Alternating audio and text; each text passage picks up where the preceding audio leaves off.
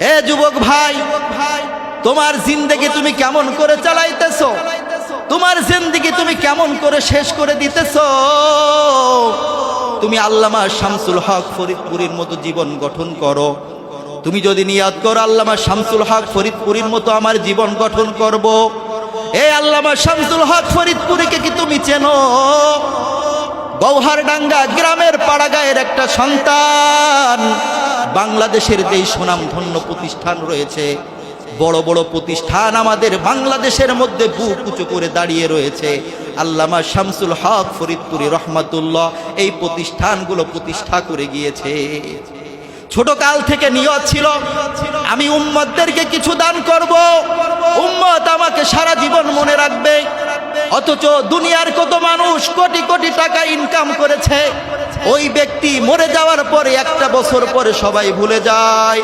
তার কবরের পাশ দিয়ে গেলে কেউ একটু সালাম ভিজে না। অথবা আল্লামা শামসুল হক ফরিদপুরী রহমাতুল্লাহ শুধু বাংলাদেশে নয়, সারা বিশ্বের মানুষ তাকে চেনে। তার বড় বড় প্রতিষ্ঠানে হাজার হাজার লক্ষ লক্ষ ছাত্র যখন ফারেক হয়ে যায়, তখন তারা বলে আমি যেই প্রতিষ্ঠানে পড়েছি, এই প্রতিষ্ঠানের যেই প্রতিষ্ঠাতা আল্লামা শামসুল হক ফরিদপুরীকে তুমি জান্নাতুল ফিরদাউসের আলা মাকাম দান করো। গৌহারডাঙ্গা মাদ্রাসা, ফরিদাবাদ মাদ্রাসা, বড়কাটারা মাদ্রাসা, লালবাগ মাদ্রাসা, যেই মাদ্রাসাগুলো আমরা সবাই এক নামে চিনি, এই মাদ্রাসাগুলো মাত্র একটা মানুষ প্রতিষ্ঠা করে গিয়েছে। হাজার হাজার ছাত্র এখান থেকে পড়ালেখা করতেছে। যতদিন এই ছাত্রগুলো পড়ালেখা করবে, পড়ালেখা করাইবে, এর একটা সওয়াব আল্লামা শামসুল হক ফরিদপুরী পেয়ে যাইবে। সুবহানাল্লাহ। এরকম সদকায়ে জারিয়া যুক্ত কাজ করা দরকার না আমাদের? হে যুবক ভাই, আল্লামা শামসুল হক ফরিদপুরী রহমাতুল্লাহ কত বড় একজন বুজুর্গ। ছোট কাল থেকে প্রখর মেধার অধিকারী ছিল আল্লামা শামসুল হক ফরিদপুরী রহমাতুল্লাহ। তার মেধার একটা বর্ণনা দিতেছি। আল্লামা শামসুল হক ফরিদপুরী রহমাতুল্লাহ ছোটকালে যখন স্কুলে পড়তো, তার স্কুলের ফ্রেন্ডরা বলল শামসুল হক তো প্রতি পরীক্ষায় 1 নম্বর হয়, এবার শামসুল হক 1 নম্বর না হইতে পারে, এমন একটা ব্যবস্থা করা দরকার। স্কুলের মধ্যে থাকে না যে বন্ধুরা যদি 1 হয় তাকে হিংসা করে, যে এই প্রতিবার 1 হয় কেন, আমরা কেন হই না, ওর কারিশমা কি? আল্লামা শামসুল হক ফরিদপুরীকে 1 হইতে দেওয়া যাবে না, ষড়যন্ত্র করা শুরু করে দিয়েছে বন্ধুরা। আল্লামা শামসুল হক ফরিদপুরী রহমাতুল্লাহর কিতাবগুলো গোপন করে ফেলেছে। আল্লামা শামসুল হককে 1 হইতে দেওয়া যাইবে না। পরীক্ষার রজনীতে সবাই পড়তেছে, আল্লামা শামসুল হকের কাছে কোনো কিতাব নেই। আল্লামা শামসুল হক ফরিদপুরী রহমাতুল্লাহ পুরো পরীক্ষার সময়ের মধ্যে একটা হরফও পড়তে পারে নাই। যখনই পরীক্ষার হলে গিয়েছে, সবাই মিট করে হাসে, আজকে তো শামসুল হক পরীক্ষায় গুল্লা পাইবে। মুসলমান ইমানদার আল্লাহর গোলাম, যখনই রেজাল্ট বের হয়ে গেছে, আল্লামা শামসুল হক ফরিদপুরী 1 নম্বর হয়ে গেছে। সুবহানাল্লাহ। কি করলো? পুরো পরীক্ষার সিজনে কোনো পড়ালেখা করতে পারেনি। তাহলে বোঝা যাচ্ছে তার ব্রেন কেমন ছিল। স্কুলে স্যারদের কাছে যেটা শোনে, এইটা যদি কোনো ছাত্র গভীর মনোযোগ দিয়ে শোনে, খুদার কসম করে বলতে পারি এই ছাত্র যদি নাও পড়তে পারে অসুস্থতার কারণে, পরীক্ষার হলের মধ্যে কিছু লিখে দিয়ে আসতে পারবে। এ মুসলমান ইমানদার আল্লাহর গোলাম, এ যুবক ভাই, তোমার কপাল পুড়ে গেছে। তোমার সময় তো কিতাবের পিছনে যায় না, তোমার সময় বইয়ের পিছনে যায় না, তোমার সময় বর্তমানে ইলেকট্রনিক মিডিয়া, ফেসবুক, ইউটিউব, ইনস্টাগ্রামের পিছনে তোমার সময়গুলো নষ্ট করতেছো। তুমি কি জানো এই ইউটিউব, ফেসবুক ইমানদারের ইমান ধ্বংস করার জন্য ইহুদি খ্রিস্টান বানিয়েছে? বলবেন হুজুর ইউটিউব ফেসবুক ছাড়া তো আমরা ভালো ভালো যোগাযোগ করতে পারি না। আমার স্বামী বিদেশ থাকতো, যখন এইগুলো ছিল না তার সাথে আমার দেখা হইতো না, সাক্ষাৎ হইতো না। এইগুলোর মাধ্যমে আজকে তাদের সাথে সাক্ষাৎ করতেছি, অনেক উপকারী একটা জিনিস।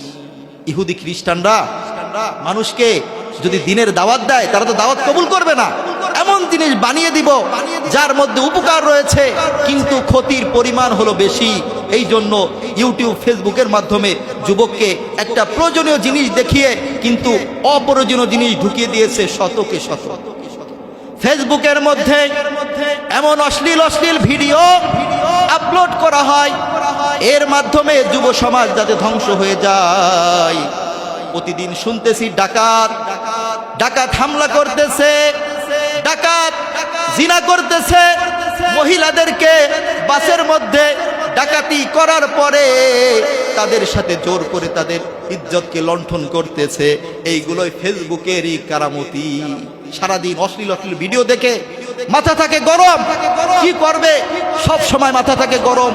আগে শুনতাম ডাকাতরা মানুষের মাল সম্পদ নেওয়ার পরে ছেড়ে দিত, কিন্তু এই নির্লজ্জ যুবক যারা মোবাইলের পিছনে সময়কে নষ্ট করে, সারাদিন মোবাইলের আসবাবপত্র দেখে দেখে মাথা থাকে গরম, মালপত্র ডাকাতি করার পরে এই মেয়েটার ইজ্জতের মধ্যে হাত দেয়।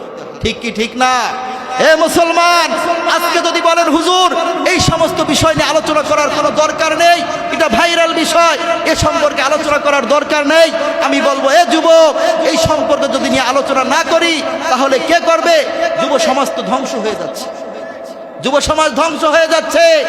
যত রাত গভীর হয়ে যায়, যুবক ফেসবুকের মধ্যে টানতে টানতে রাত 1টা বেজে যায়, 2টা বেজে যায়, যুবকের চোখে ঘুম নেই, মুখটা ভেঙে গেছে, পায়ের মধ্যে কোনো গোস্ত নেই, যুবকের চেহারা কেমন যেন একটা বৃদ্ধ মানুষের মতো হয়ে গেছে।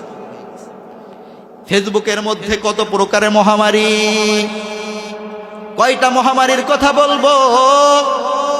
ফেসবুকের মধ্যে আধুনিক মহামারী যেটা যুব সমাজকে ধ্বংস করে দিচ্ছে, একটা হলো কাপল ব্লগ। এই কাপল ব্লগ বাংলাদেশের বুকে যখনই এসেছে, এই ফেসবুকের মাধ্যমে কাপলে ব্লগ আসার সাথে সাথে যুব সমাজের মধ্যে এই মহামারী দ্রুত গতিতে ছড়িয়ে গিয়েছে। কাপল ব্লগ এ সম্পর্কে যদি সতর্ক না করি তাহলে কে করবে?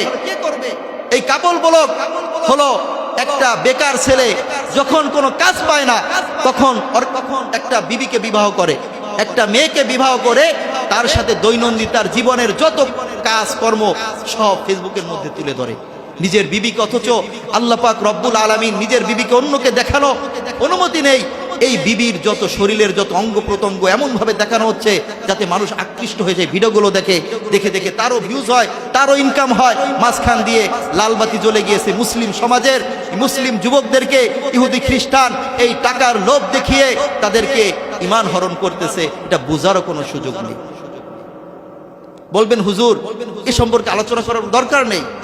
এরকম সবাই যদি আলোচনা না করে করে আমরা পাশ কাটিয়ে যাই তাহলে এই ফিতনা নিয়ে আলোচনা কে করবে?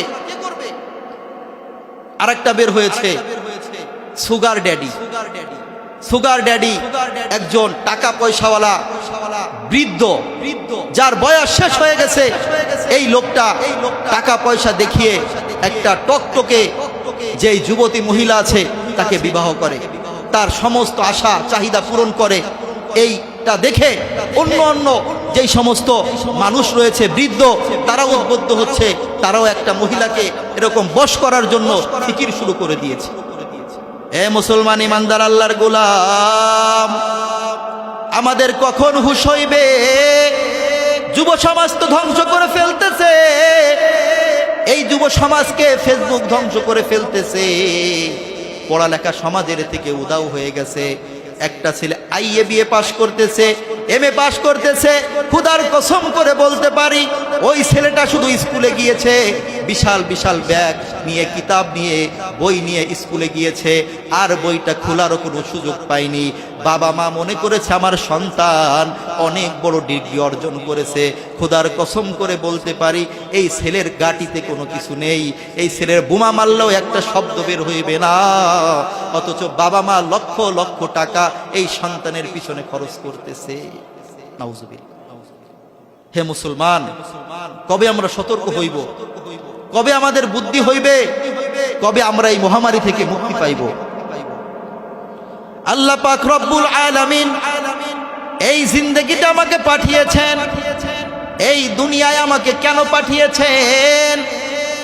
চোখটা বন্ধ হয়ে গেলে আমার মা বাবা ভাই বোন কেউ আমার বন্ধু হইবে না, সবাই আমাকে বিদায় দেওয়ার জন্য পাগল হয়ে যাইবে। কিভাবে এই লোকটাকে বিদায় দিব? এই লোকটাকে বিদায় দেওয়ার জন্য সবাই পাগল হয়ে যায়। একমাত্র নেক আমল তোমার সাথে যাইবে রে যুবক। তুমি ভালো কাজ করো, আর কতদিন নফসের পিছনে দৌড়াইবা, আর কতদিন খায়সাতের পিছনে দৌড়াইবা? এবার একটু মালিকের ইবাদত করে দেখো, দেখো মালিকের ইবাদতের মধ্যে কি মজা। এবার একটু নফসকে ছেড়ে মালিকের ইবাদতের পিছনে লেগে যাও। যখন মৃত্যু হয়ে যাইবে তখন আমার সাথে কিছুই যাইবে না, একা একা যাইব।